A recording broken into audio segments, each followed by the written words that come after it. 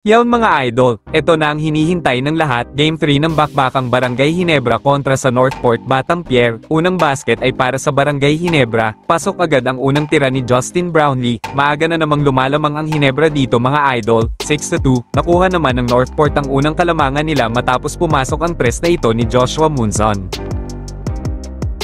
Mukhang may gusto naman patunayan itong si Japeth Aguilar, na kahit 37 years old na siya ay kaya pa rin niyang lumipad. Sayang nga lamang at hindi pumasok ito. Timeout agad ang Northport matapos lamang ng 8 ang Ginebra, 16-8. Eto na naman mga idol, mas marami na naman ang lamang ng Ginebra kesa sa score ng Batang Pier. Gandang fake naman ang ginawa dito ni Troy Rosario. Napalipad nga ang dalawang players sa move niyang ito.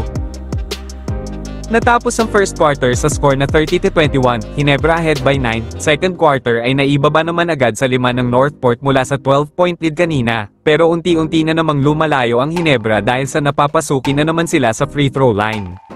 Balik naman sa 12 ang lamang ng Ginebra matapos pumasok ang counted shot na ito ni JB sa 3 na kung saan nakuha niya ang kanyang pang-16 na puntos. Lamang ulit ang Ginebra 45-30. Grabe naman ang nilalaro nitong ni Jamie Malonzo, 3 tres nga na sunod-sunod ang tinire nito. Mukhang nagbabalik na nga ang dating nakilala natin na Jamie bago may injury. Lumobo na nga ulit sa 25 points ang lamang ng Ginebra matapos ang 10-0 run nila with under 3 minutes remaining sa second quarter.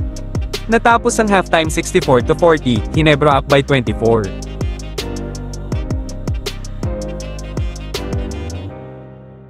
Unang attempt ni JB mula sa 3 dito sa third quarter ay pace na naman mga idol.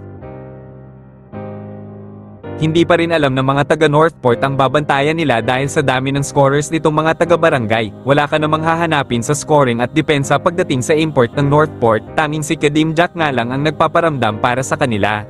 Under 6 minutes sa third ay 26 pa rin ang hinahabol ng Northport, patuloy pa rin naman ang magandang shooting ng Ginebra kaya naman patuloy din ang paglobo ng kalamangan nila. Tuluyan na ngang nakuha ng Ginebra ang pangatlong panalo matapos ang tirang ito ni Jamie Malonzo.